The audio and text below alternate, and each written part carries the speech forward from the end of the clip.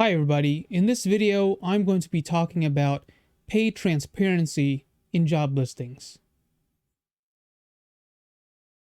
So this thread right here in anti-work, sorry if this has been posted already, pay transparency should be the norm. NYC passed a pay transparency law that mandates that all job postings must include a minimum and maximum salary in the description. No more competitive pay BS. Show me the money. And I completely agree. It goes into effect in May, and of course, businesses are pissed off about it. But the transparency will be so helpful for women and people of color trying to achieve pay equity. Listen, not only, I don't know why they would be mad about it, because it helps everybody. It saves everybody time. Not just the people who are trying to get work, but the people who are trying to hire. It helps everybody. And it just doesn't make any sense that people are still doing this and keeping the pay vague. It just wastes everybody's time. I have a story to tell you guys, all right? Here's a story about lack of pay transparency in job listings. So, several years ago, I applied for a job, and the listing, it had a laundry list of requirements. Very long list of requirements. You needed a degree in biology, you needed like 4 years of experience, you needed to be proficient in Excel, good at math, etc., etc. So many skills and experience that you needed in order to qualify for the job, right? So I'm assuming, okay, obviously they must be paying well, because for the pay, it says based on experience, or, depending on experience. And at that point, I had already had several years of experience. So I applied for the job thinking that, hey, this is a well-paying job because they require so much that only really experienced people with these skills are going to qualify for this job. So it must be competitive. So I schedule an interview, and I go to the interview, and they're late. They're not even ready for me, which was annoying because I showed up ready for the interview on time, and I had to sit there and wait like 30 minutes. And they were the one who scheduled the interview for me. Like, they asked me, hey, can you please come in at this time? So it wasn't even my idea to come in at that particular time. They were the ones who scheduled me. So dumb. But yeah, they asked me to come in at that time. So I came in on time, and they weren't ready. That was one red flag about it, right? Then, once they finally pulled up my resume and things like that, the first question he asked me, the interviewer, he asked me, why are you here? What kind of question is that? Oh my goodness. And I could tell what kind of answer he was asking for. Like, it was so dumb. Like, he was basically expecting me to beg for the position. Like, oh, I'm here because I'm really desperate to work here and whatnot. And it's like, listen, I don't even know what you're paying. All you said was based on experience. And I don't even know what that means. So we talk about my experience. He looked at my resume. He said he was super impressed. In fact, he was way too impressed. He's like, I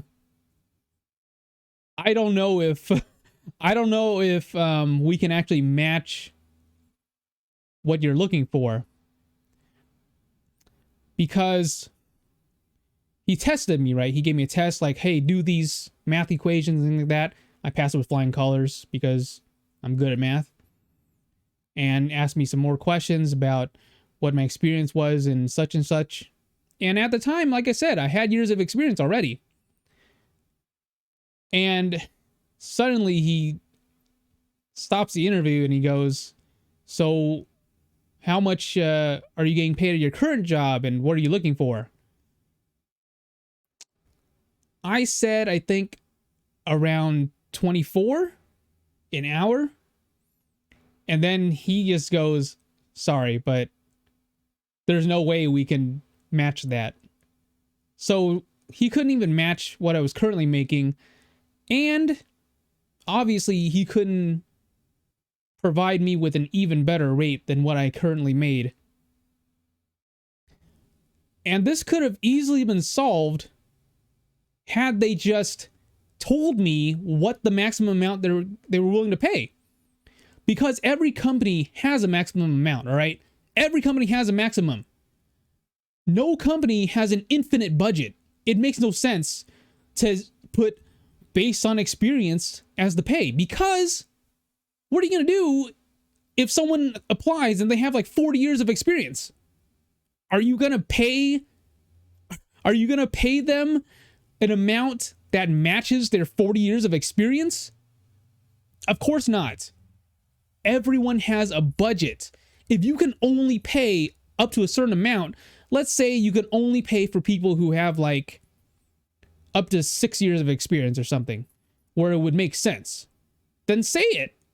Like, it makes no sense to leave it so vague and wide open, because when you put based on experience, that tells me like, okay, does that mean that the more experience I have, the more I get paid? Because that's what it sounds like.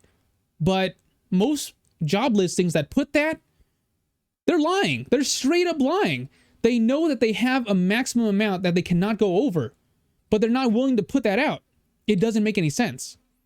And because of that, overqualified people that they cannot afford to hire because they're too good for the company, frankly, yeah. There's people who I don't know about you guys, but I've met people who are like super qualified, all right? They have like 20 years of experience under their belt, and they're super good at their job. There are people who are extremely good at what they do. And if those type of people are applying for your job, there's no way you can be able to pay them. It just doesn't make any sense. The only way it would make sense if the companies that put based on experience as their pay can actually afford to pay people based on their experience. But like I said, most companies that I've interviewed for, it's not true. They can't do it. They have a maximum amount that they're willing to pay, and that's what they should pay. That's what they should show in their job listing. In an ideal world, that would be the case. By leaving it vague, they're going to end up booking and scheduling interviews with people that are way too overqualified for their job that they cannot afford to hire. And that wastes everybody's time. It wastes the time of the interviewee and the interviewer. It wastes everybody's time. That interview could have just never happened, and no one had to drive there or anything. It could have saved everyone tons of time if they would just tell people what they're actually willing to pay in their job listing. It saves everybody time.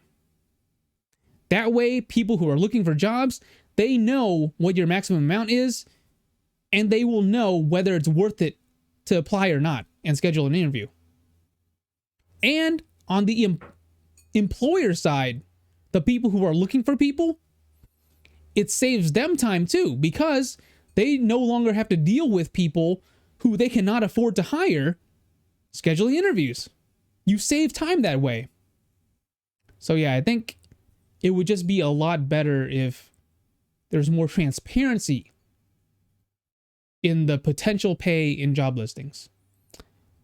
Yeah. But yeah, that's my rant and my story. Whew. It's frustrating, but yeah, seeing this thread just reminded me of that. So it's in NYC, New York, and honestly, I hope that something like this gets passed in California as well. It would help us a lot. And like I just explained, it would save everybody time. All right, that's it for this video. Thank you so much for watching. See you guys next time.